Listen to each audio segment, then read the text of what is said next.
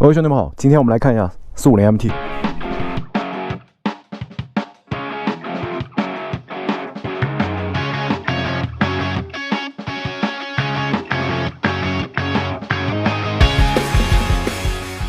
各位兄弟们，这期视频不是告诉你这款车的非铺装能力有多强，这期视频我们来看一下这款车到底适不适合你。首先，450 MT 这款车注定不是一款属于大众的车。而阿春现在做的这款车的话，应该是面向国际的。我相信这款车在国际上面的销量应该会好于在本土，好吧？因为这个的确用车的环境跟使用人群是不一样的。首先，我们来分析一下450 MT 的使用场景或者使用人群。那么450 MT 我们已知的这款车的非铺装能力很多博主已经展现给大家看了。那么这款车显然在公路上面的行驶质感的话，可能不会比在非铺装路上面好。首先我们可以发现它的转速，以及它的扭矩调得比较靠前。为什么这么说呢？给大家简单看一下它这个1、2档的极速，1档只能到60，其实2档的话拉段油也只有80多。这边给大家看一下过了这个车，你听。才60多的时速，它已经将近快7000转了。OK， 拉83， 2档拉到段油只有83。那你觉得这款车适合跑长途或者是怎么样吗？肯定不是最好的选择。那么可想而知，这款车到高速上面，它的驾驶质感应该不会优于同级别或者是同价位的其他 ADV。那么没错，因为这款车跟他们也不是对比型的车型。450 MT。它属于什么样的车型？它属于一个玩乐的车型。那么玩乐的车型，它应该跟谁去对比呢？可能是 KTM， 或者说是像雅马哈的 T700这样的车型。那你想，哪会有人拿 ADV 去越野啊？我建议可以看一下这个博主，你可以了解一下他就是一直骑 T700，去完成这些非常极限的动作的这位是一个大神，大家感兴趣的可以去看一下，搜一下他的视频。有些人会说，我要玩越野，我为什么不玩2冲？对啊，你玩越野为什么不玩2冲？没毛病。但是实际生活当中，你可以在网络上这么说话，但是实际使用场景来说，有多少人会拥有2辆摩托车、3辆摩托车？大家只会拥有1辆摩托车的情况下，比如说我有一辆450 MT， 我平时日常代步也行，没问题，小的长途也可以。但我也想去玩一些越野非铺装的话，我拿这款车去玩非铺装的话。2冲能走的车，这个450 MT 是可以走的因为我们之前拿这个450 MT 也去场地跑了一下，是可以的。飞坡有一些烂路都可以。顶多是你要去跑林道的话，这款车的确是重量还是偏重了。如果跟2冲的那些车去比的话，好吧。我们在选择车辆的时候，不能仅仅看价格。如果你去比价格，去对比车辆的话，你可能会产生一个误区因为虽然是同样的价格，但的确是不同定位的车型。你就相当于你买那个牧马人的车主跟买 GLC 的车主，那是一类人吗？那完全不是一类人，好吧？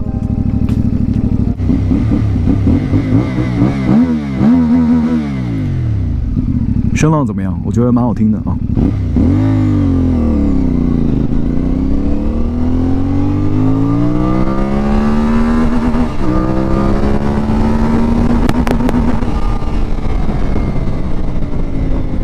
看到吧，3档拉到段油的话，也才100几，但这个是我现在3档这边路段是未开放的，你可以看到是个断头路。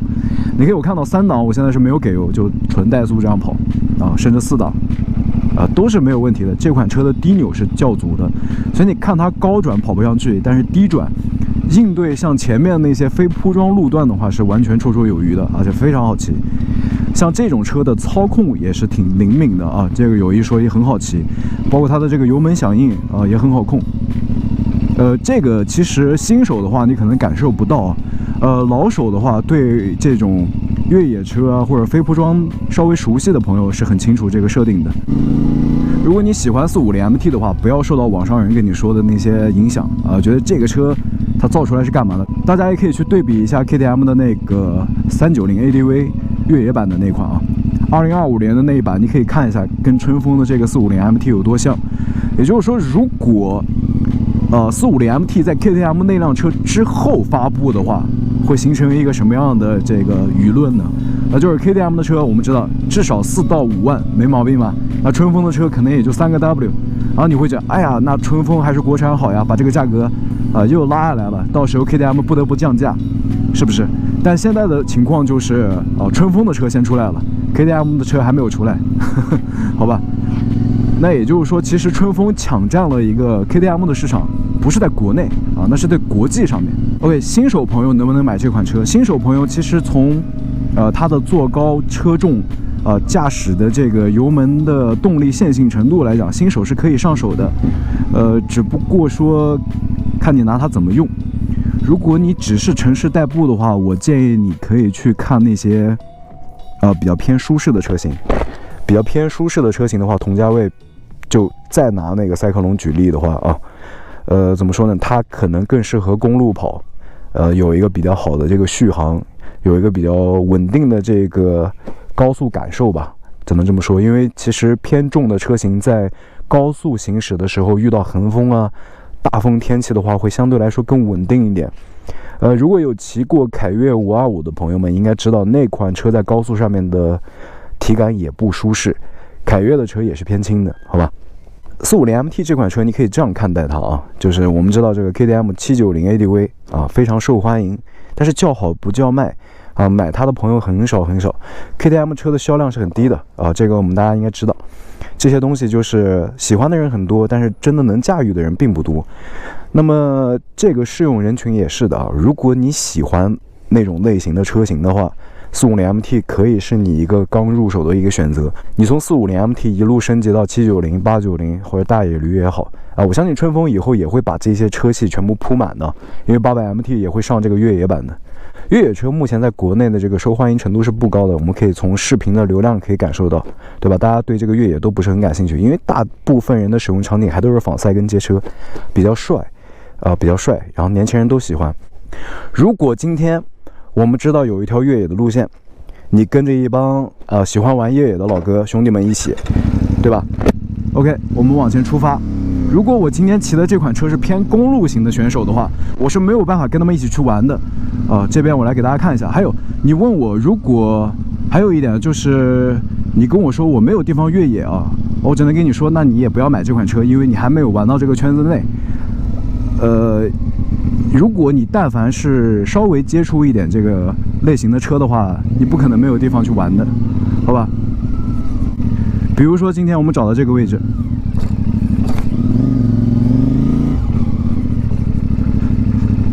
这个路还在 ，OK。你是不会想着去骑别的车过来玩的，它的通过性不会比这款车好，看到没有？这就是我能找到的一个越野场地。其实这种类型的 ADV 就是这个意思每个城市你往郊区偏一点的地方跑，多走一走，多了解一下，会有很多这种地方给你玩的。这也就是 ADV， 它的英文其实 adventure 嘛 ，adventure 是冒险冒险分很多种，你可以在公路上面安安全全的行驶，你也可以这种有一些这种非铺装路段你也可以去。今天我们拿这个车往前跑一跑，感受一下，好吧？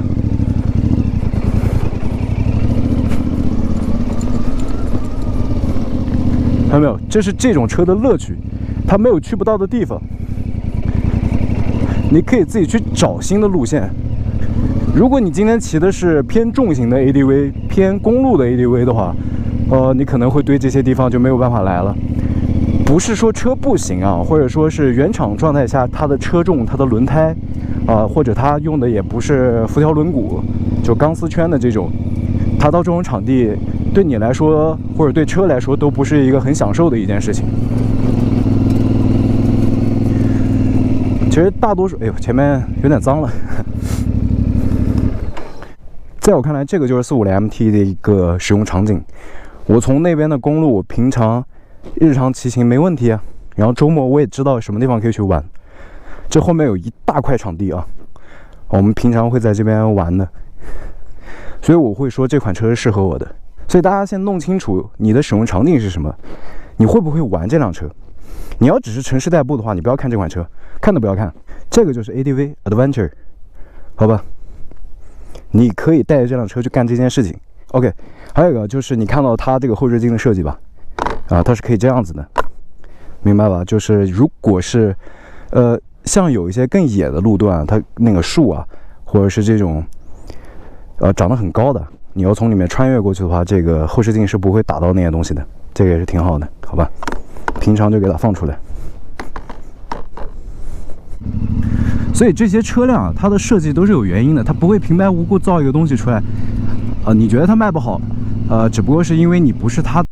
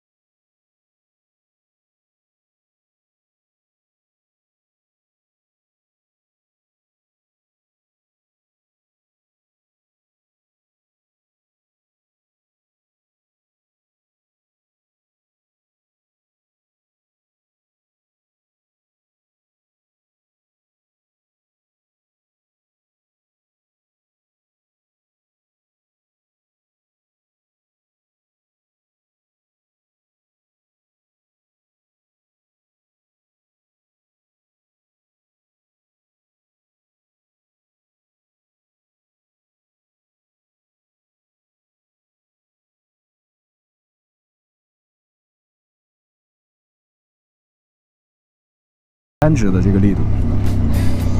450 MT 先给大家拍到这儿，然后这是第一期，之后还会有，包括最近比较火的车型，今天有很多车型我都会去拍的，好吧？3月份应该450双 R 会有，其次这个赛450、赛550S， 包括这个新款的24的这个450SR，还有赛921啊，都不用说的。